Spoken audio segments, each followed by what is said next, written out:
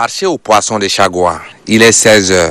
À cette heure précise, ce marché qui devrait grouiller des monde affiche plutôt un silence de cimetière. Il est pourtant construit pour servir de cadre idéal de vente de poissons respectant les normes internationales. Malheureusement, ce marché est resté à l'ombre de lui-même. Les installations de cette infrastructure, qui ont coûté des millions de nos francs, ne sont pas exploitées à la hauteur des attentes. Le local est déserté au profit des marchés de fortune qui s'est créé illégalement à l'entrée des lieux au bordure du goudron, exposant commerçantes et clients au risque d'accident de voie publique. Ici, les vendeuses à la sauvette réalisent tranquillement leur chiffre d'affaires, peu importe les risques qu'elles encourent.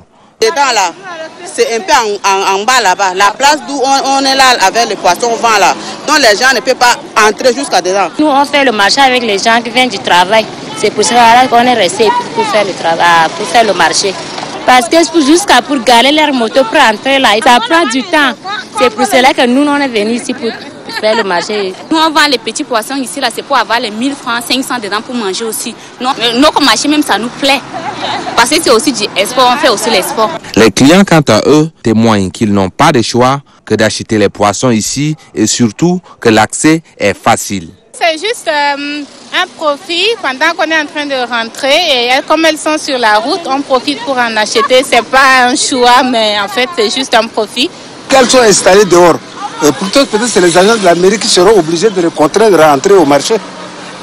Et nous serons obligés de les suivre, nous les gens qui voulons nous approvisionner.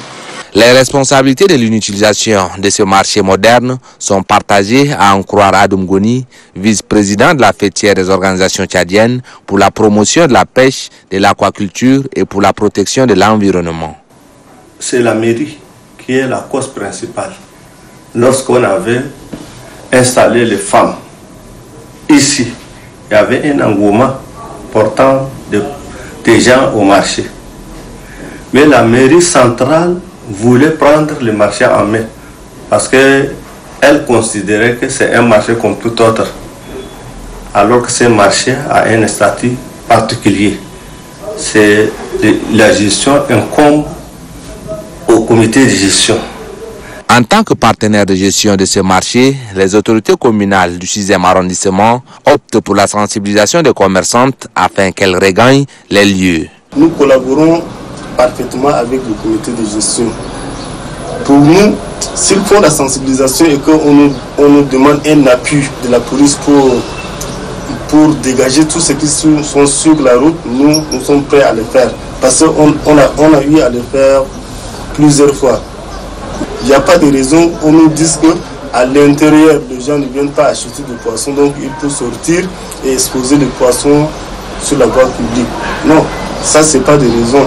Quel que soit le problème, n'est-il pas grand temps pour que les acteurs impliqués dans la gestion de ce marché trouvent un terrain d'entente pour lui donner une ambiance digne d'un marché? Et surtout que les poissons exposés à même le sol, dans des conditions hygiéniques déplorables au bord du goudron, peuvent causer des maladies.